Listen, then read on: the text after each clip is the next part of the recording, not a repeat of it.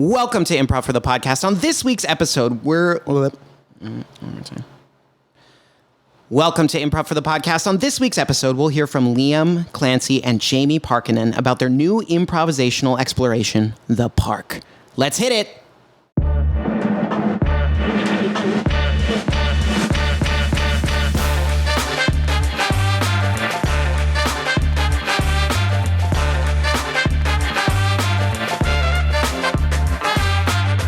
All right, welcome to Improv for the Podcast. I'm your host, Michael E. Evans, and tonight I'm just a voice because I'm joined by the incredibly talented instructors at Improv for the People, Jaymie Parkkinen and Liam Clancy.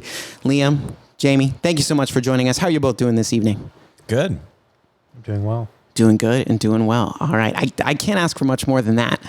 Well, thank you so much for coming on the show. It is 1,000 degrees outside.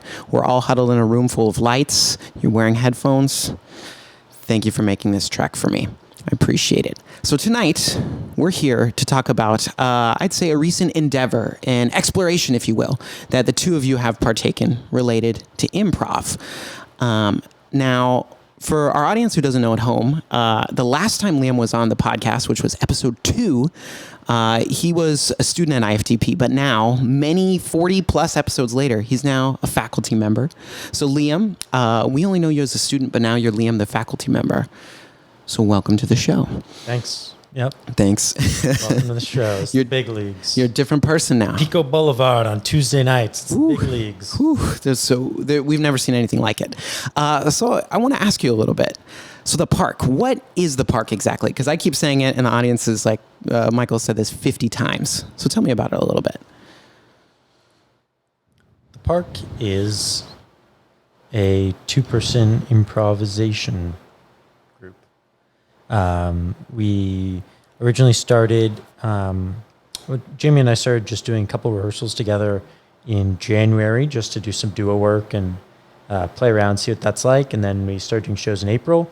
We started with our self-produced shows, theatrical experience for exactly 21 people. They're these small, very curated, funky duo improv shows that always have a little twist baked into them. I don't want to spoil it. I'm not going to say exactly what it is, but every show has a big twist that happens at some point during the show, which is very fun.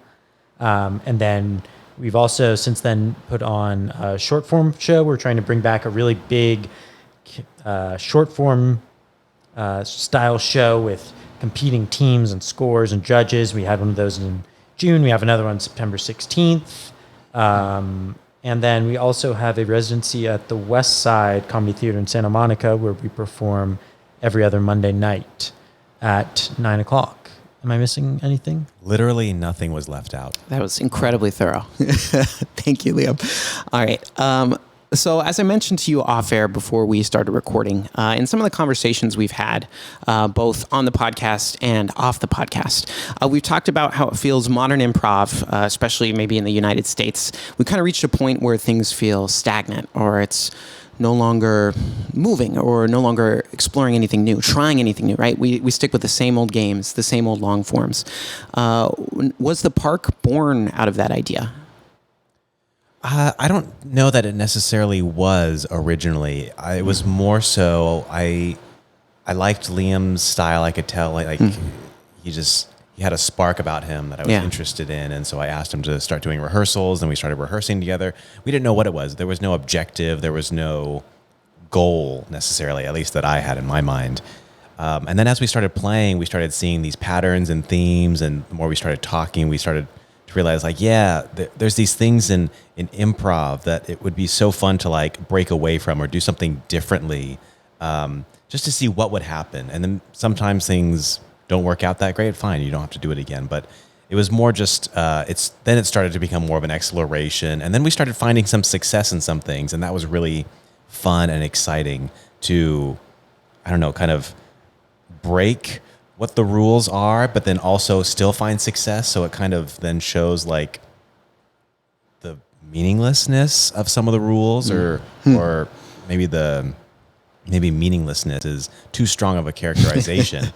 But there's something on the other side of them, and I wanted to know more. And we started dabbling in that, and it was really fun. Yeah. Yeah. It's like, I think it's one of those things where with improv, right, we all learn those basic rules, but it reaches a point where you just have the experience where you can say, okay, I know these rules, but how can I bend them or even break them a little bit? Like you said, we don't have to throw them away entirely, but there's room to be flexible, I think.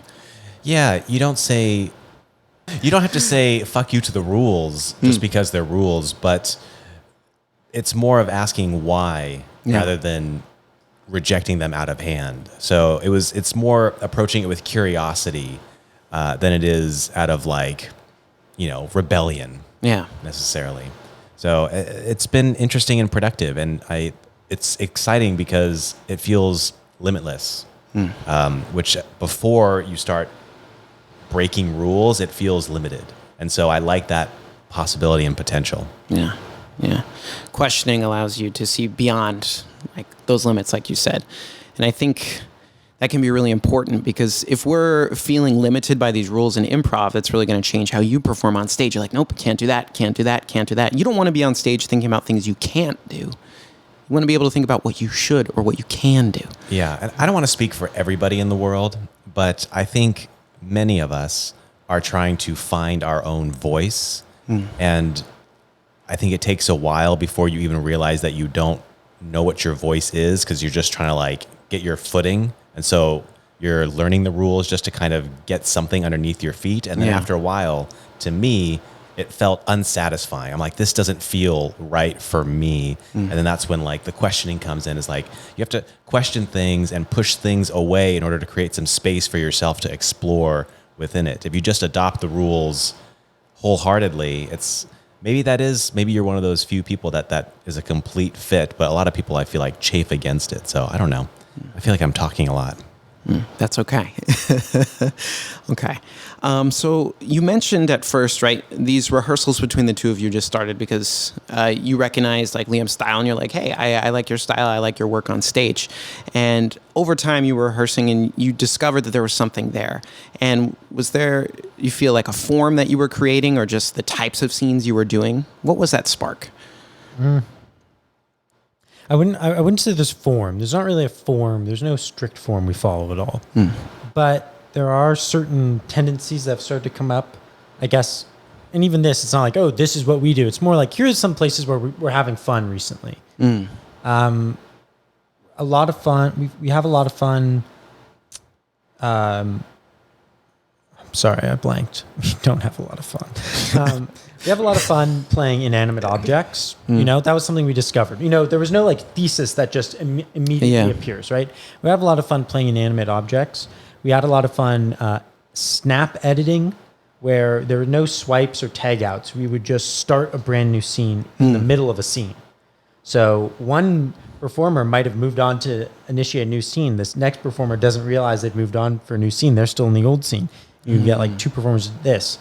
Or, sometimes you realize it and you both completely lock into a new scene immediately. So it's what happens when we still edit, but we get rid of any edit mechanic?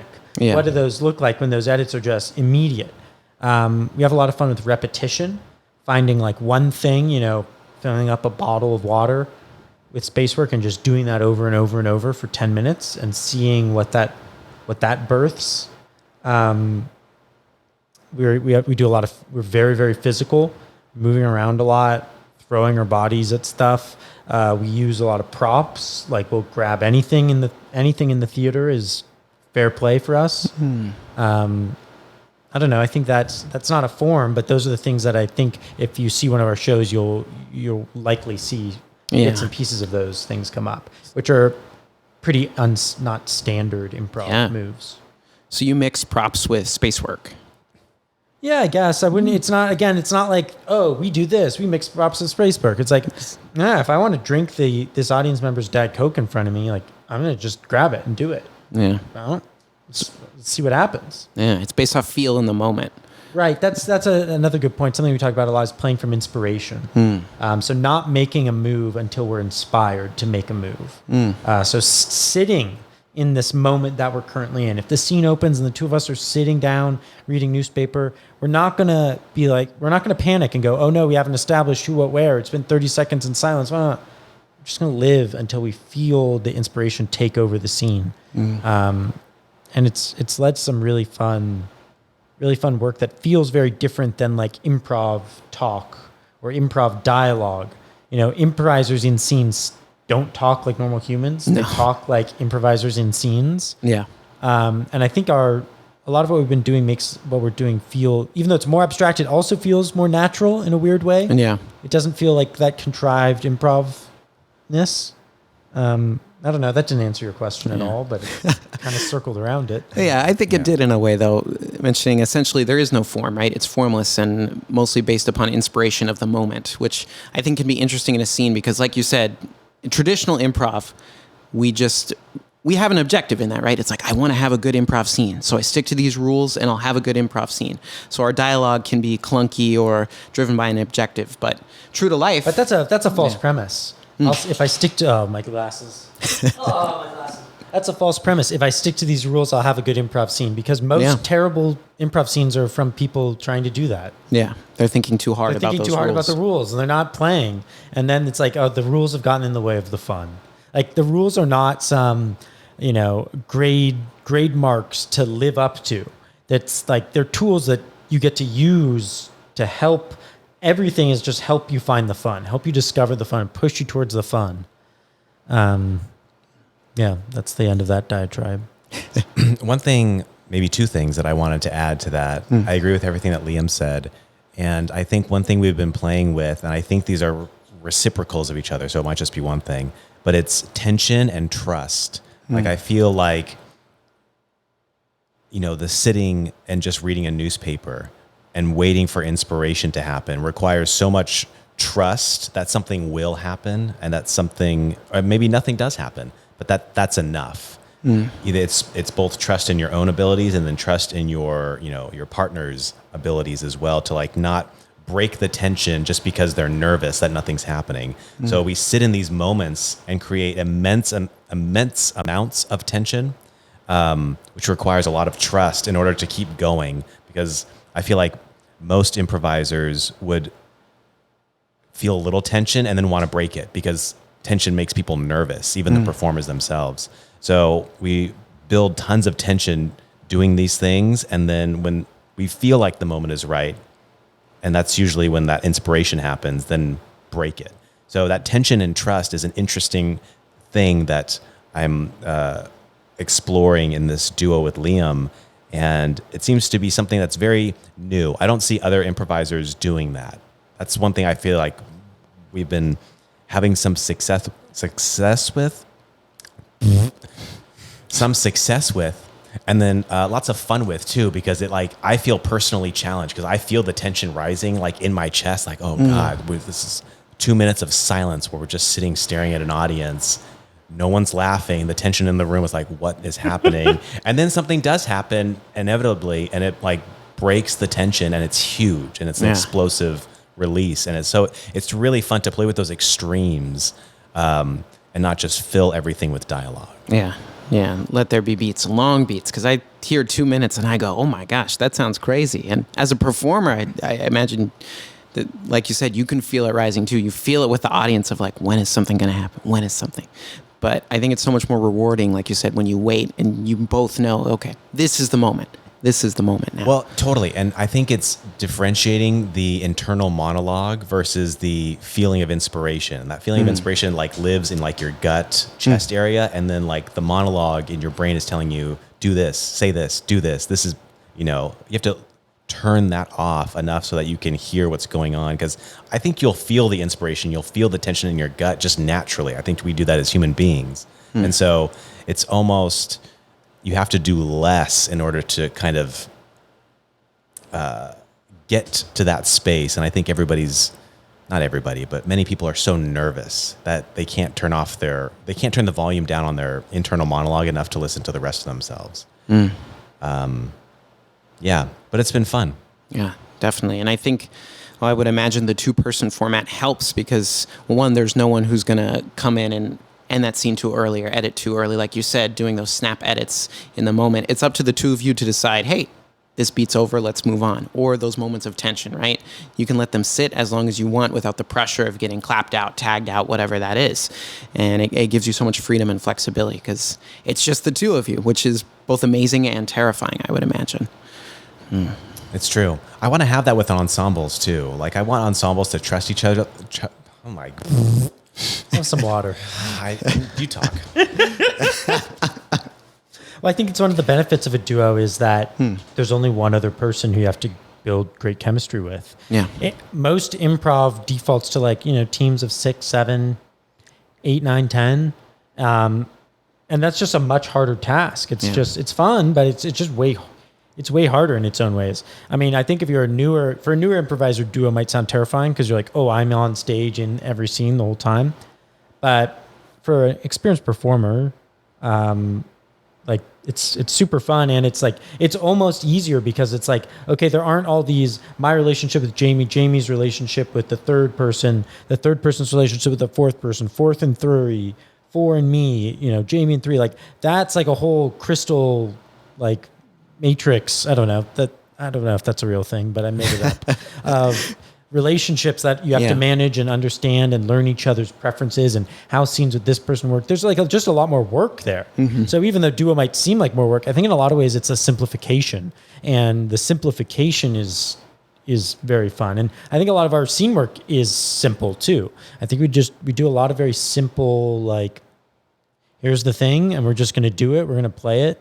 We're not going to move on to the next thing. We're just going to make this scene about the one thing, and then we'll move on. Yeah.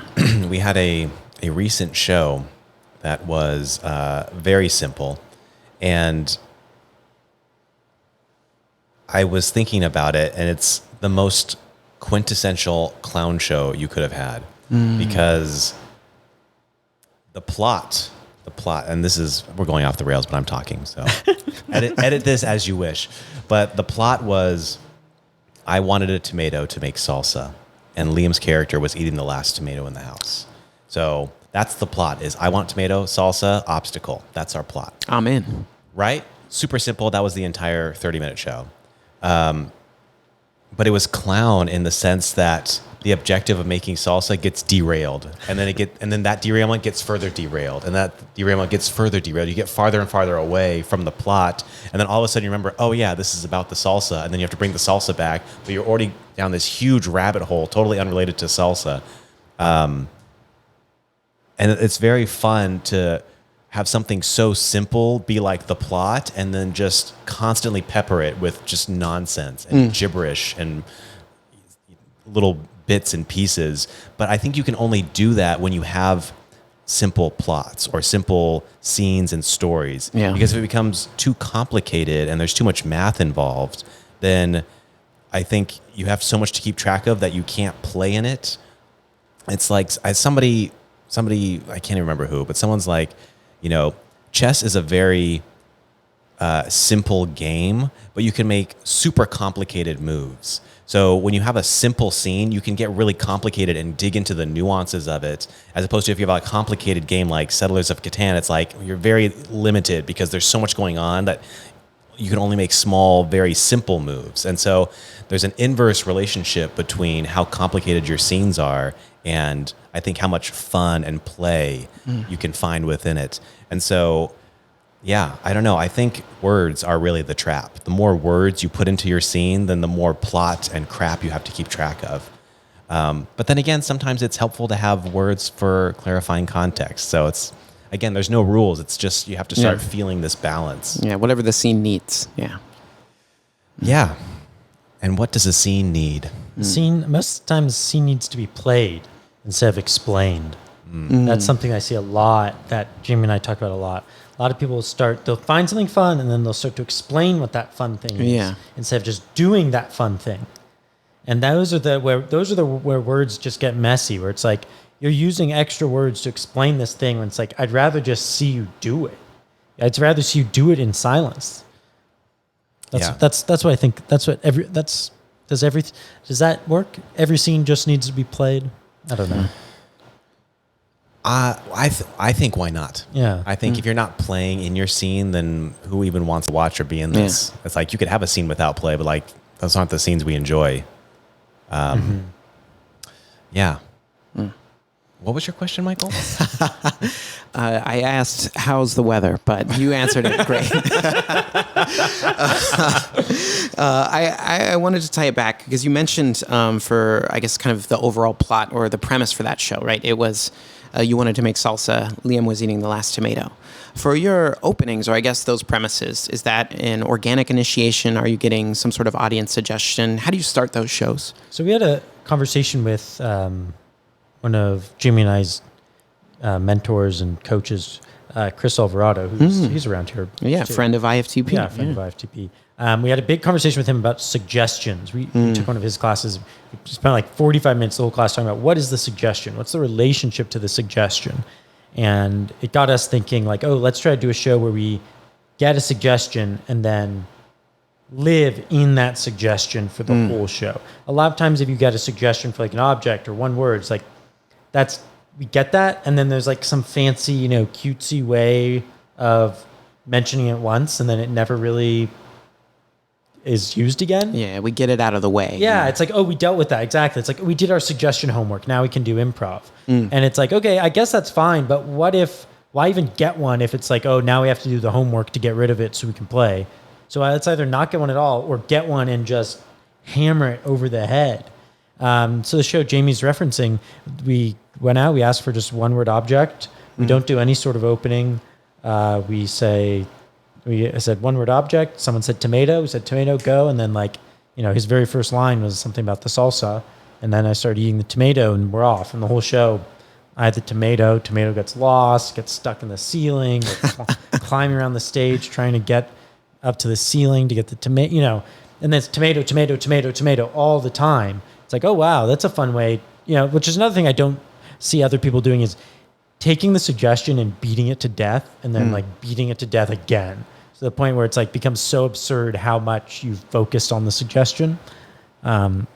Again, that's not something that's like, oh, we always do this, but it's something we're playing with right now. That's fun. Yeah, it's kind of the moment. You're like, hey, this is what we're going to do right now, but next show, who knows? We might do something different, right? And I think that's kind of your team's premise in and of itself. It's like we do what we feel or what we're interested in at that time, and that's always changing. Rather than one concrete, hey, we're this group, we always do this thing every time you come see us.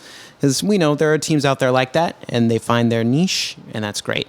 But I like this openness of the format. Like you said, you're in the middle of a show. You see someone with a Diet Coke, you drink it. That's, nobody tells you to do or not do that. So I love just how raw that is of like, let's see what happens. Let's see how this inspires the scene, inspires the show, what this leads us to. Did you actually do that? No. But I think one time I grabbed a cup. Yeah, you did take someone's cup. I took somebody's cup, but it was empty. Yeah.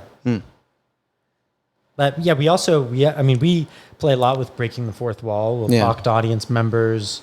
We will at the show Jaymie was talking about. There are people, there are parts where people were shouting out, and we would pause and look at them, tell them to shut up, and then get back to the show, and we'll heckle our own audience. There's one guy with a very funny laugh last night, so we kept pausing the show, looking for him, and we'll do that as well.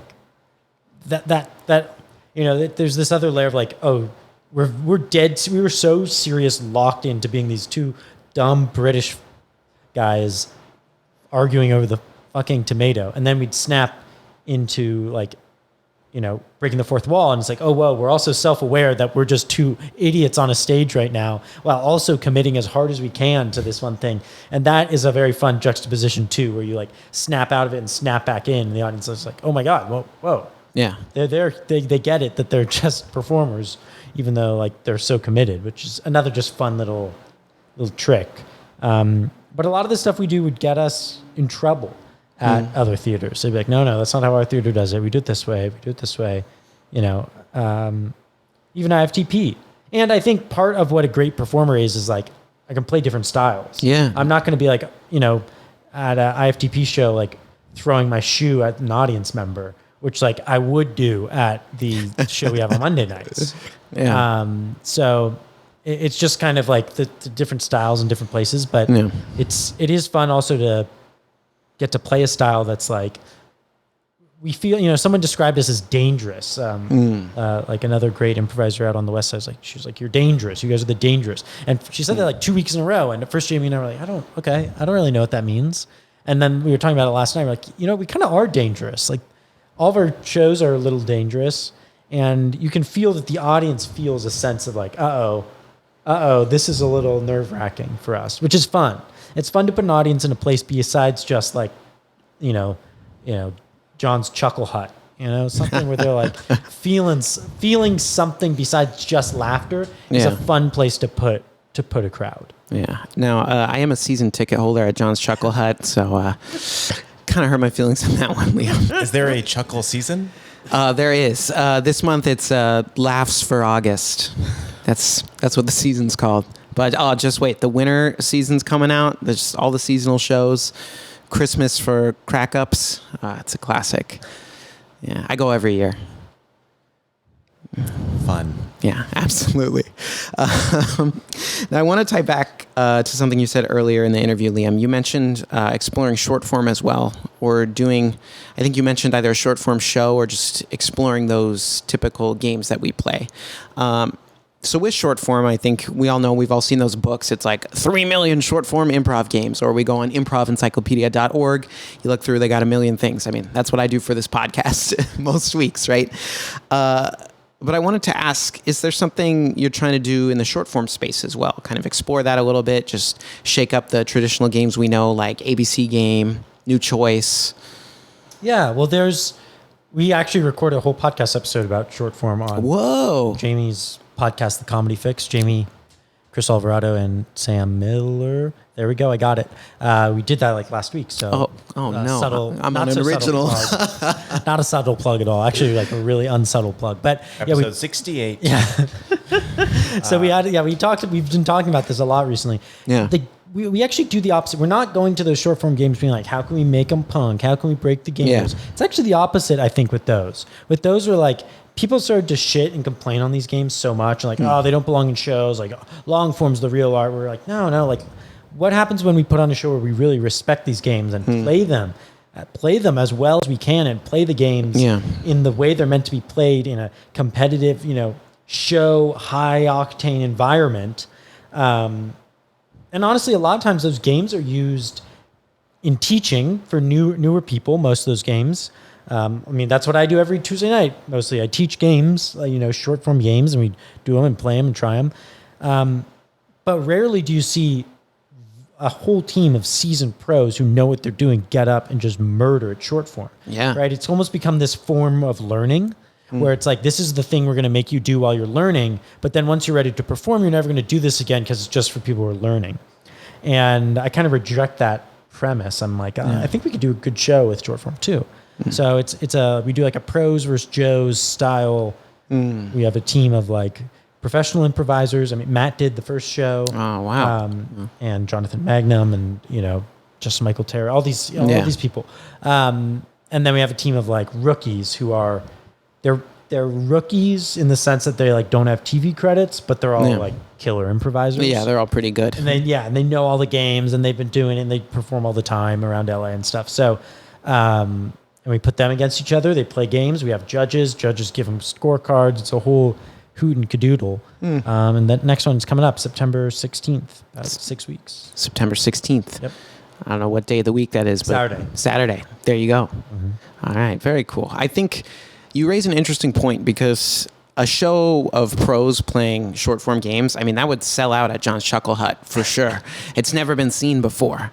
But I think that's true. You just reach a point where those games are kind of abandoned and left to the side. And then, one day you dust them off and go, oh, yeah. Well, part of the reason why people say like, oh, short form's bad. Yeah, because the people you see doing it are the people in your 101 class that have never done improv before. Like, of course it's bad, because it's someone's first time ever getting up there. They don't know what they're doing yet. It's not their fault, but it's still bad. And then like, I hate that game. It's like, yeah, you hate that game because there's people who have, 10 hours total improv experience, not someone who has 15 years. Yeah. So when you get the real pros playing those games, they're so much fun. And so many of those games have baked into them just even though they have narrow rules, like a lot of space to like get really mischievous and mess around and just really go for the joke in those. Like, we try not to go for the joke. I don't know what that sentence actually means. I don't know if I even agree with it, but it's something that gets thrown around. Don't go for the joke. We say that a lot in long form. Short form is the opposite. Short form is go for the joke. Yeah, that's why you're there. We just explained to the audience, you're going to see X, Y, Z, and it's going to be funny. So if they don't see X, Y, Z instantly, they're going to be like confused. Why'd you explain this game to me if then you're not doing it? And we've been having a lot of fun with it. I'm excited for the next show. Yeah, I think what you mentioned, it's a similarity for how you approach premise as well in those longer form shows that you do, right? It's like, it's tomato. We're going to make sure we hit tomato over and over and over again. And same thing with short form, right? It's like a real pro is going to make sure you're really hitting X, Y, and Z of that game. It's exploring that premise that you start off with to the fullest during the time that you have it, whether that's tomato or it's new choice. Right. And it's kind of like, this is kind of tangential, but when we do like an audience interview too, that premise, that is still in there. That promise to the audience that we're going to mention all these things we just heard is still there. The kind of tricky thing about that is we don't tell the audience. I mean, you come to shows, you start to see it and get it, but you don't say to the audience when you're interviewing them, every single thing you say down to the smallest, most minute detail is fair game for us to play with. So then when you interview someone, they think like, oh, they're going to show my job because I talked about my job. But the first scene is actually about, how they were playing with their hair the whole time during the interview, right? So then the audience goes, "Oh yeah, that did happen," Yeah. So it's actually the same thing too, where it's like we're delivering on the promise. I don't know where I'm going with that. It's just kind of a side tangent that I thought of while I was thinking of this. The promise we make to the audience when we explain a game or when we have a suggestion or when we interview an audience member. I mean, if you're telling them the format beforehand, you better deliver, right? It's like, hey, we're going to do this, and then you don't do it. That's disappointing. People are going to feel like, oh, that was okay, but I didn't quite see what, they were doing there. That's the whole point of short form. So I agree with you there. It's like we don't like it because we don't always see more experienced improvisers doing it. And we talked about this a lot we don't need to just rehash the Comedy Fix short form episode. I'm just gonna cut that into this episode.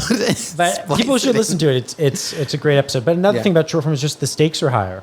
Yeah. Because a lot of times with long form, we're like, we might not make you laugh. We're not trying to make you laugh. You probably will. It will probably be comedic, but we're not, there's space for other stuff in long form. Yeah. With short form, we're like, this is going to be a funny game and we're going to make you laugh. So the stakes are, because if it doesn't work and it doesn't bomb, like you're sitting there and it's a lot harder. And there's no one to immediately clap you out. If you bomb in 10 seconds, like in a long form, it's like, okay, someone will clap you out. They're like, that was a bad initiation, whatever, that didn't work. Yeah. In short form, it's like, you got a 2.5, 3 minute game and it sucks. Yeah. And the audience is going to be like, this sucks. And then the judges are going to raise up their card and say, that was bad. Like, I did not like watching that. Which is another reason why I think a lot of people say, like, I don't like short forms because it's a little bit scarier. Yeah. Yeah, it can be. Because, again, the audience knows what you're supposed to do as well. Long form is free form. Even if you bomb, you still have time to come back and recover and move on and move past that. You don't get buzzed out, and then that's it. It's your one shot. Yeah. Jaymie, anything you want to add on short form?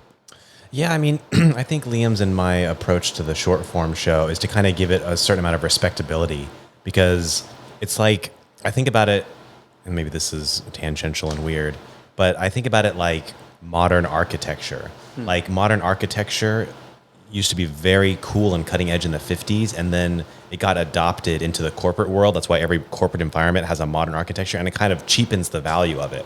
I think when we use short form just as training wheels in improv, it kind of lessens the respectability and the value of people's interpretation, because it's like, oh, that's just what we teach to 101 students. That's for the birds. Let's do our long form now, as opposed to this kind of gives it some respectability the same way like a piece of art in a museum will be considered differently than if you see it at the Goodwill.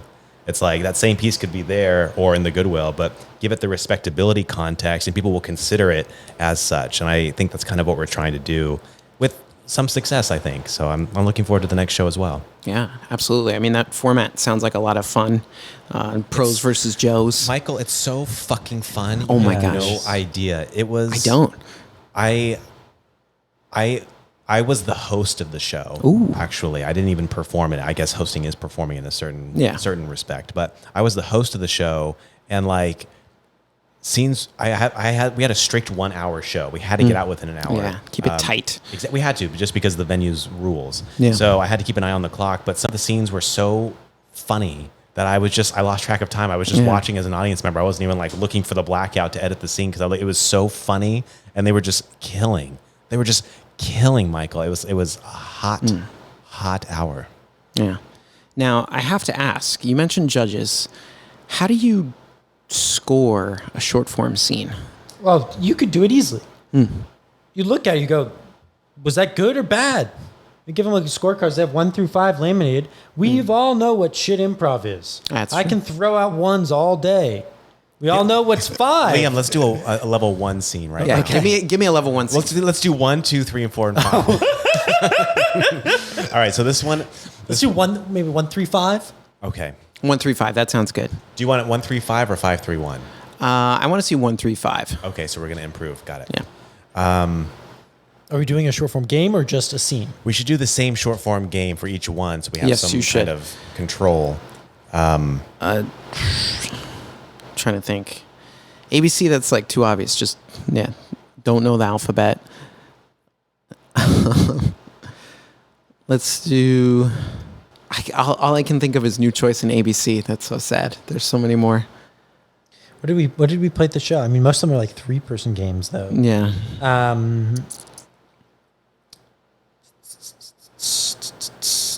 We're leaving all this in. It's gonna be good radio. Yeah.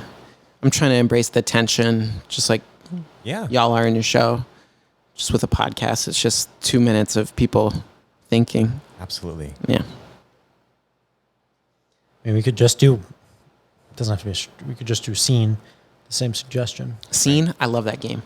Great. So good. It's just a scene. Are you going to cut this to shorten it out? I'm going to lengthen it, actually. I'm going to extend like just close-ups of each of you, just like, it's like 10 minutes. We're the short form guys. Can't think of a fucking game. I have a whole list. I just look at my list. Yeah, no, I'm the same. Do you want a one like object suggestion or something like that? Sure. All right. I got a generator. All right, here we go. Umbrella.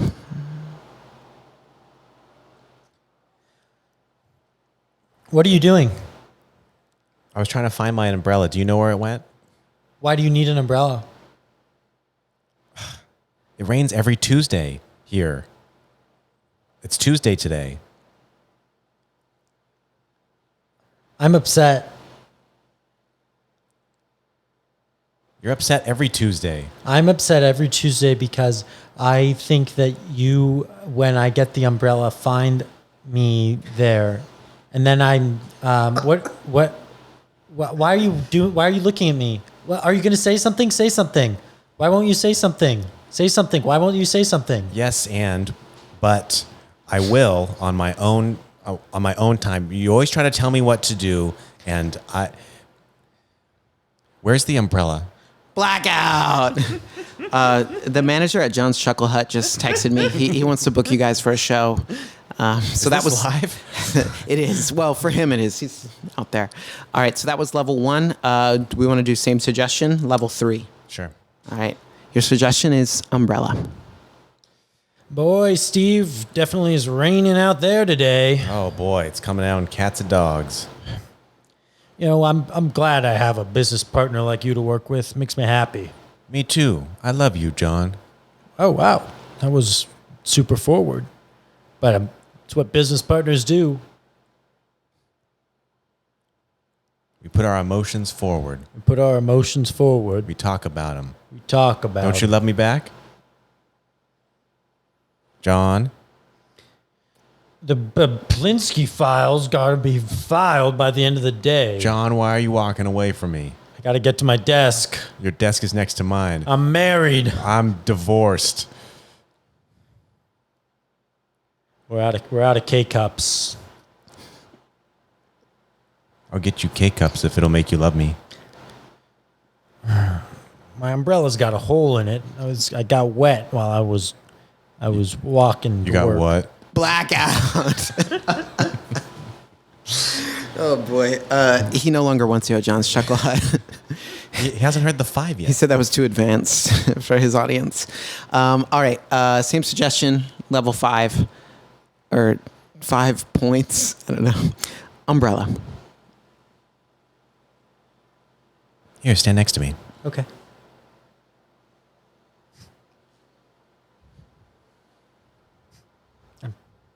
I'm still getting water on my shoulder. I'm sorry, a little closer. Scooch. Okay. Scooch. Okay, now I'm getting a little bit of water on my Scooch. shoulder. Sorry. All right. Scooch. All right, here. Hold the umbrella.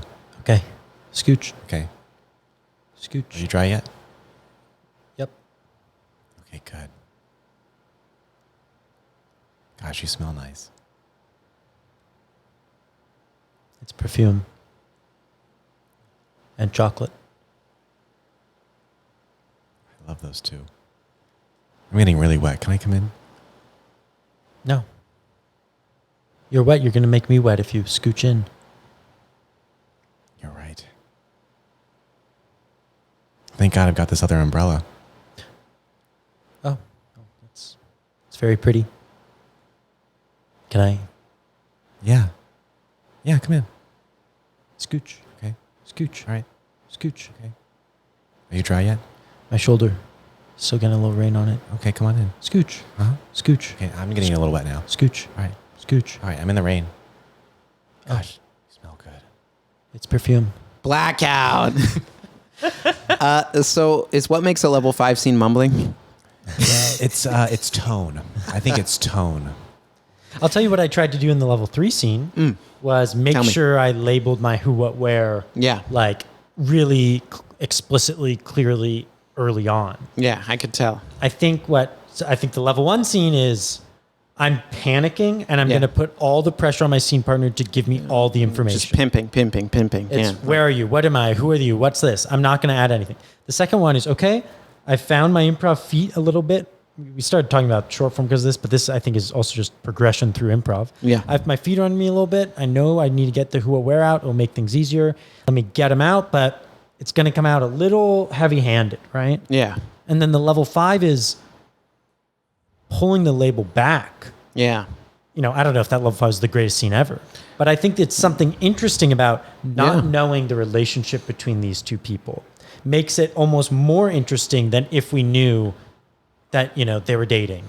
Yeah. And you weren't floundering. It was like I as an audience member trusted that you were okay. Whereas the first scene, I see you panicking, going, "What's that? What's this? What's that?" And I'm like, "Oh God, I don't enjoy this." But at that level 5, it's like I don't know all the information yet, but I trust that these two are going to get there no matter what they do. And, you know, I wish we could have been physical too, but you could, Yeah. at least in my mind, I was visually seeing we're just opens a slightly bigger umbrella. We were just going to keep pushing, just going to have unlimited just umbrellas, keep scoot, right? scoot. Yeah.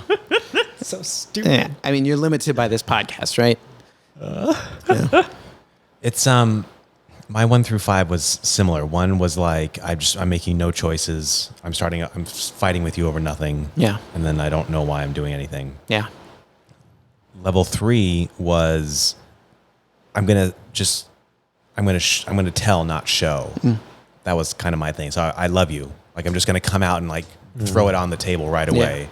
And then the level 5 was then show, don't tell. And so it's like show. It's like, oh, we're close together. It's like maybe this is flirty, and I'm trying to win this person's approval or something like that. Yeah. So I'm taking this kind of absurd abuse, but you know, so it's a little bit, you know, you show instead of tell, and then you allow the audience to kind of be a participant in the show rather than just receiving information that they have to process. They get to also make decisions about who they like and how they feel about you and what might be going on. Yeah. So I agree. I don't know that those were exactly 1, 3, and 5, but I think those are the mechanics at play in 1, 3, and 5 level scenes. You can see how it gets more advanced through those mechanics, right? Because like you said, it's like, I love you versus like, this is what I'm doing to tell you, to communicate that I love you, which is so much more natural anyway, right? That's what we do every day. Right. And I think it allows the audience to feel more. If you just say, I love you, like it almost feels forced, false, disingenuous. It's like a rom-com. Where it's yeah, like, and it's like I'm intellectually processing it rather than feeling it.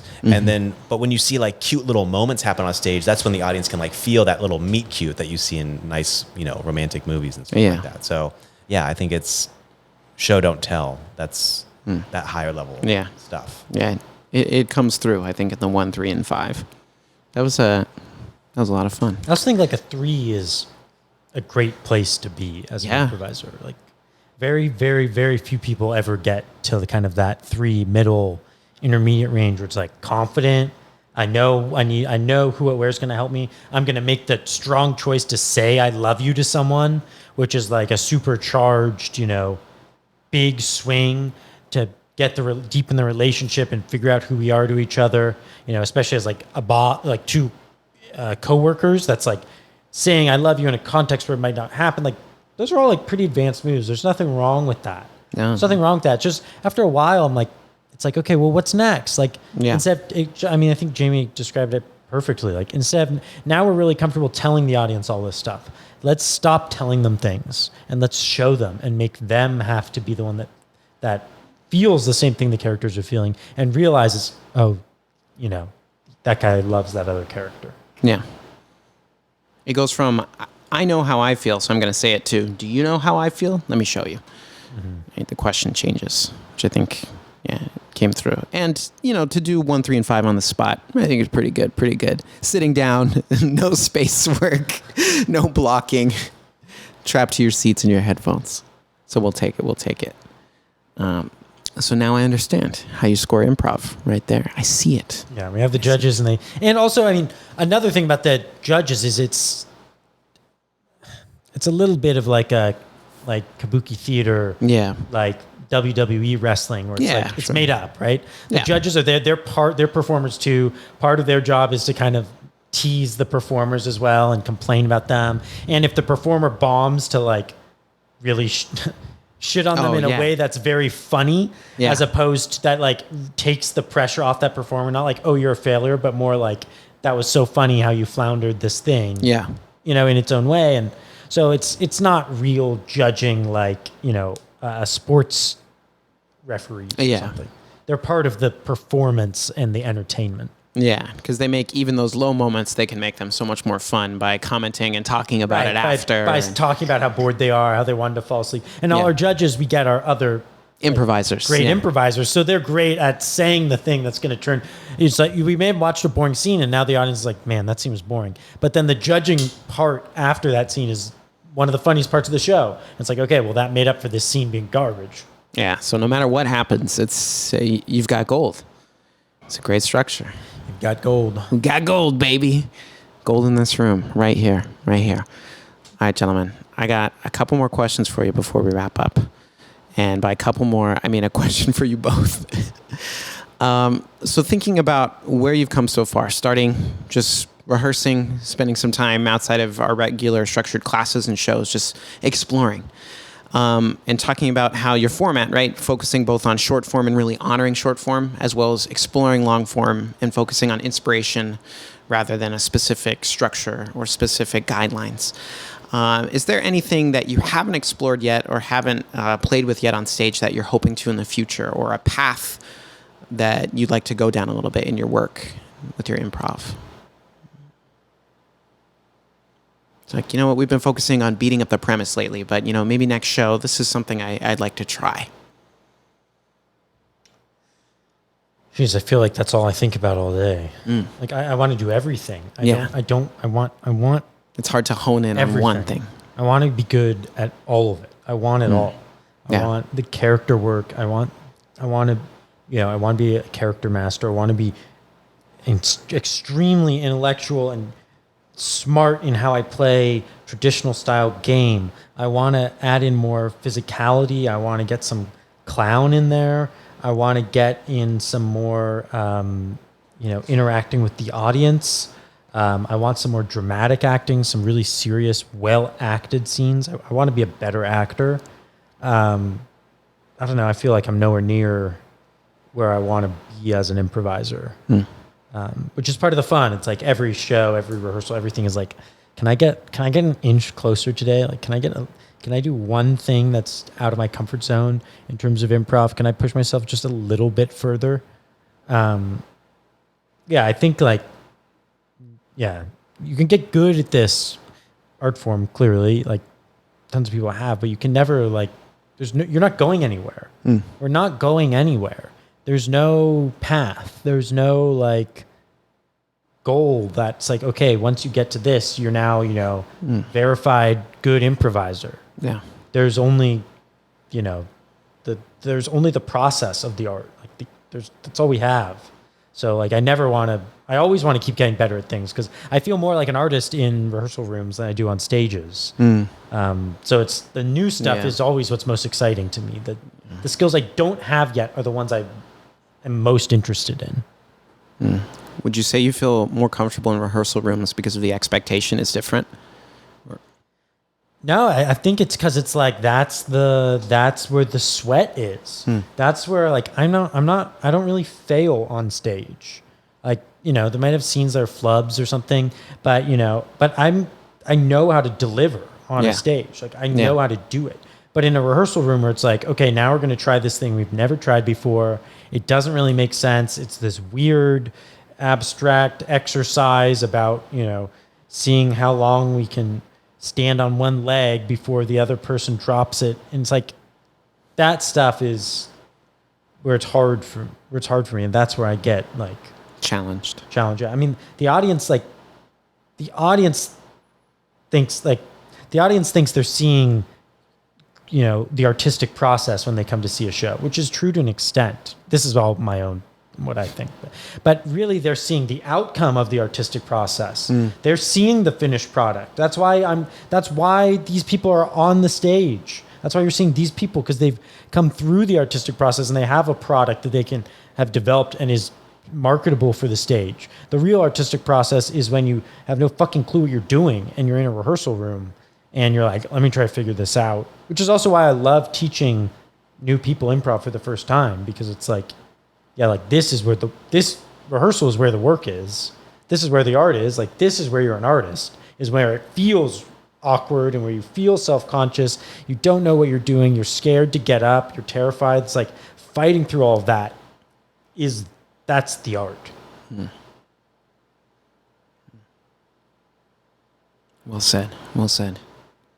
Jaymie, what about you? It's a good question. I don't know. I don't have particulars in mind. One thing I guess that is particular that I could speak to is I tend to be so serious about this work and about just things in general. I'm very like intellectual that it's always on my mind to like, how can I find play and what is fun for me? When am I having fun and how to replicate that? And the challenge is most of the time when I'm having fun and playing my hardest is when there's like chaos and it's totally organic and inspired chaos. And it's like, how do you recreate inspiration?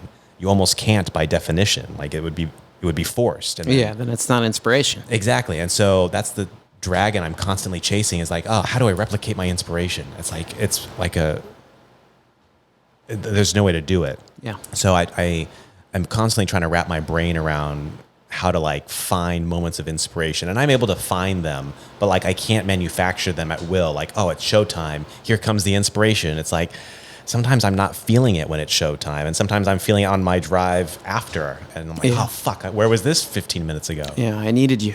Yeah, exactly. Or same thing in a rehearsal. Sometimes I go to rehearsals, I'm like, oh, I'm not in the inspired mood, and it shows in the work. It feels forced and clunky, and that's okay, because sometimes inspiration can be found when you are in the mud, kind of trying to claw your way out. So finding inspiration and getting some shortcuts to help replicate it is kind of what I'm interested in maybe nailing down.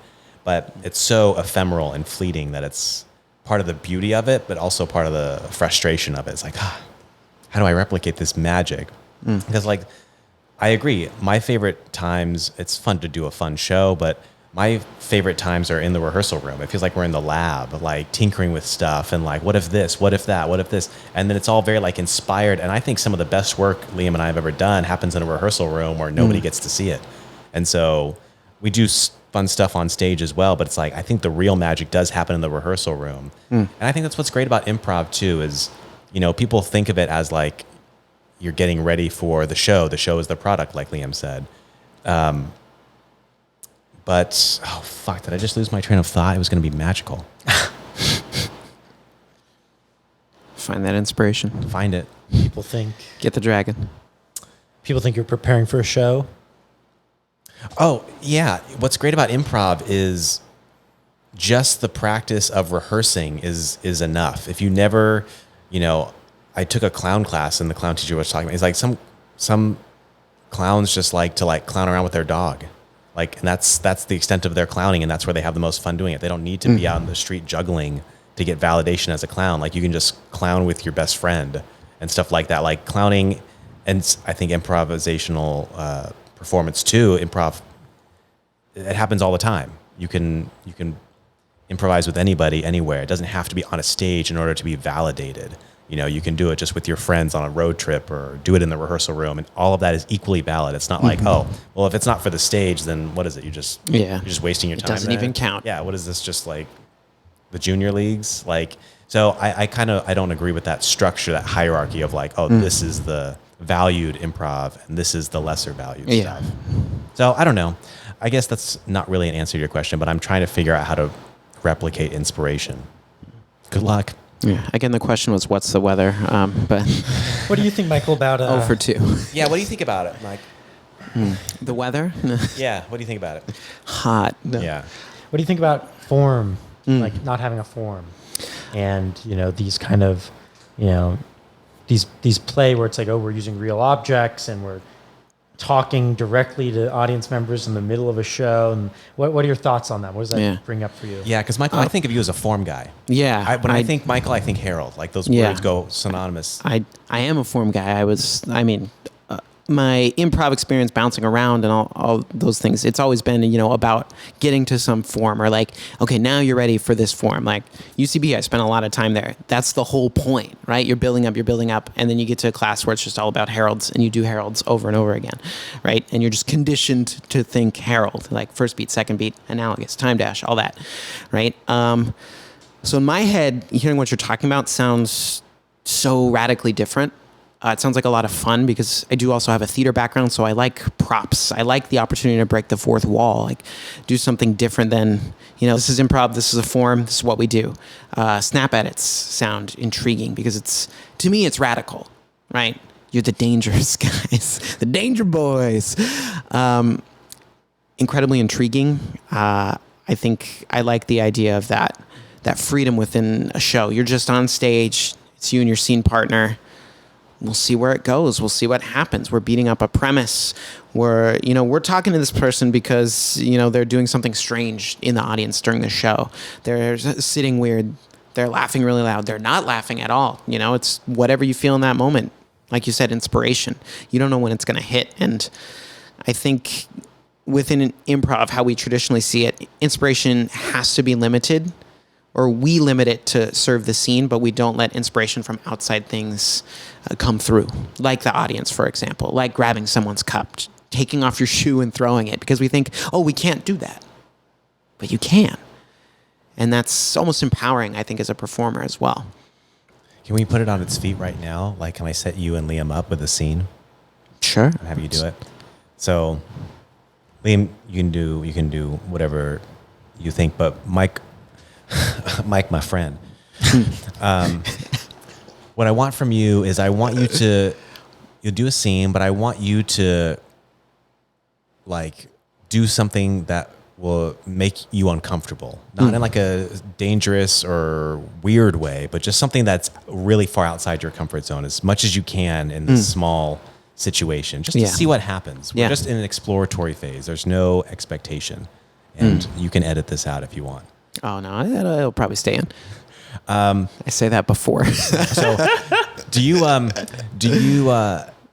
have an idea of something that would make you uncomfortable, or do you want me to push a little bit? I'm trying to think. I'm not sure. You got something? I let Liam speak, but other than that, you are constantly talking. You are not allowed to stop talking unless Liam's talking. And then immediately, as soon as he's done, you start up again. Yeah, let's just try that, just to see if like we can push. I don't know. Maybe nothing will happen, but All right. I'm interested. So you two are at a train station. Go. Talk. It's bad, man. This everything is bad. I mean, work, home. It's too much. I can't handle it. How is one person expected to handle all of this? I don't know how we're all just going about our lives every day, just and go work and go home. I can't afford anything. I just 3 go minutes home late. and watch Netflix 3 minutes late, the B train. and you're just sitting there talking about the train. I don't know how you're not losing it, man. It's 3 minutes late. It's never late. Travis, I mean, seriously, this shit is fucked, man. This world that we're living in, it's just, we're expected to keep going every day. Do you think it hit pushing someone? on? I don't know if the train hit someone, but maybe they're lucky. You know, they get out of this hamster wheel that is life. Okay, good. Pause. I want to make a small adjustment. Liam, keep doing whatever you're doing. Michael, I want your lines to not make any sense. Okay. You don't have to talk the whole time, but whatever you say can't make any sense with what Liam said. Okay. Okay? So let's just try again. We'll start fresh. You don't have to talk the whole time. Just don't make sense with whatever Liam said. Liam, we'll give you the first line. Now, you gentlemen, you two are... you're in the back part of an airplane where the flight attendants hang out during a flight. Okay? That's where you are. Go. Jeez. A13's had his 15th ginger ale of the day. I've ordered several things from Sky Mall already. It's such an exciting catalog this year. We're gonna run out of cups. I can't. Oh my gosh. Is that a Bluetooth speaker that looks like a roll of toilet paper? That is hilarious. That's fun. Michael, you're still making sense because you're still in the same context. I want you to go farther away with your words just to see. No, I don't think I want to put grass in the backyard. It's just a waste of water, honestly. I'll go with gravel, I think. I mean, how many ginger ales can one man drink? Oh my gosh. And it's not that I don't not like wearing shorts. It's just pants are so much better. I don't want people to see my legs. That's embarrassing. Legs are embarrassing. Nobody wants that. The legs are gross. And there's a very large woman up in B33. And I don't want, she's asked for 3 different snack packs. It's like I've reached a point in my job where I'm comfortable where I'm at. You know, I don't want a promotion. I just kind of want to cruise. Keep it chill. Like maybe a raise every now and then, but... And I wish I could say I'm not judging her, but I am. And I feel guilty about that. I don't think being a meteorologist is that hard. It's just... Yeah, I don't know. Michael, how was that? I mean, it was fun because I was listening to Liam, but I wasn't. Because it's just, you were talking about airplane stuff, so I was just trying to keep to that idea of just talk about something else. Yeah. Yeah. That might have been a failed experiment. I don't know. But that's the type of thing that, Jaymie and I also talk a lot about, like, take care of ourselves, where it's like, the idea of, like, put your airline analogy, put your oxygen mask on before you help your scene partner. Right, yeah. And that's the type of thing, that scene, I could totally see us doing a scene like that where we both start talking, we're in completely fucking different worlds. And we don't merge. We just stay in our own world. Then we edit, we have another scene. 3 or 4 scenes later in the show, we realize, that was actually the flight attendant's husband back home on the phone. And it was a split scene, right? And it's like, that's the type of thing where we also we have a lot of fun with, where it's like, we don't have to solve problems in this current scene. Sometimes, Jaymie and I have been talking about this a lot, where it's like in classes, like this is your one scene, so this scene has to have everything. Yeah, it better make sense. Yeah, whereas a show, well, we have the whole show to figure this out. If one scene doesn't make sense, then you can wrap around on the back end of the show and make that scene make sense. And then the audience goes, oh my gosh, they're so smart. They're the best. Think about that the whole time. When for us, it was like, oh shit, we're in the wrong place. And the panic move that a lot of like less experienced improvisers will make is they're like, okay, now how can I, as quickly as possible in this scene, make it make sense that I'm talking about grass while also this guy's next to me? It's like, that's fine, I guess, but it deflates the balloon again. Because there's some tension in the fact that we're like, what? He's talking about this thing. This guy's talking about that thing. And it would be so fun to then leave this scene, go on, then 5 scenes later, come back, and it's these two people, know each other or something. That's Make it make sense later. Yeah, it's fun. Yeah. I think having watched the scene and then hearing this now, I think it's fun to play with non-linearity. So like to not have it's a straight linear scene. I love you. We're going to get married. End of scene. Where it's just like straight as an arrow. Anybody can predict what's going on. Yeah. This, I have no idea what's going on. I have no idea what's going on. In the best way, because if you think of like the show as just like a big graph, we're just getting like little points all over the place, and that doesn't show a pattern yet. But then as we start filling in more points, it's like eventually, right? It's like pointillism in a weird way. Like I was thinking connect the dot. Yeah, exactly. So I think it's fun to play with non-linearity as well, because it does create the tension of unknowing. But it's confident unknowing because you don't know what's going on, but you're still confidently pursuing the unknowing. And I think that's kind of actually what Clown is. Yeah. But I don't know. Have we made this interesting to listeners? Have we just been waxing poetic? Like, does anybody have any takeaways for this? Any takeaways people can try in class on next week? Just take your shoes off. I think, maybe. But not your socks. That's gross. That's so funny that you said that, because Liam in the show with the salsa, he literally took his sock off and shoved it in my mouth on stage. How was that for you? You took my sock off. Oh, I took his sock off, and then... I mean, it's fair game at that point, Yeah. So I was on his shoulders and balancing a shoe on his head. And then he gave me that sock and said, balance this sock on your head. And then he said, is the sock on your head? And I said, yes. And then I shoved it in his mouth. And the audience, that was so interesting watching the tape back. Yeah. Because the audience, did not like that move. No. But they were, the most engaged that they were at any point during the show. They're like, no, half the people were like, no, oh my God. What's so fun. It gets a reaction. Yeah, when you start playing with props as opposed to space work, where you can, obviously you can't always do it, but where you can, the visceral reactions from the audience are so interesting, because other than Liam's and my shows, I've never heard people audibly scream out in a show. Like the guy was like, stop. Stop! I'm gonna vomit. I've never heard somebody yell out, "I'm gonna vomit" at an improv show. Because it's all fake. Yeah, just thinking about it, I'm like, wow, no one even talks at an improv show. They might say, "Oh, what?" or that's it. But no one's like, "I'm gonna throw up." Can you imagine an IFTP show? It's like an alphabet. I'm gonna throw up. This sucks. I'm gonna vomit. But that was another point where then I broke the fourth wall and was like, no, you're not. Shut totally up. I mean, that's a great moment to be like, do it. Yeah. That's what we should have done. Yeah. Come up here and vomit. Yeah. Come up here and vomit on the stage. Yeah. So anyway, that was a side point. But what I want is, I don't know, just for the listeners, because I don't want it to just be us going all philosophical. What can they try next time they get on an improv stage? What's something we can give them? What's a tool? Yeah. I'm asking the room. So Michael, Liam, I'm asking myself as well.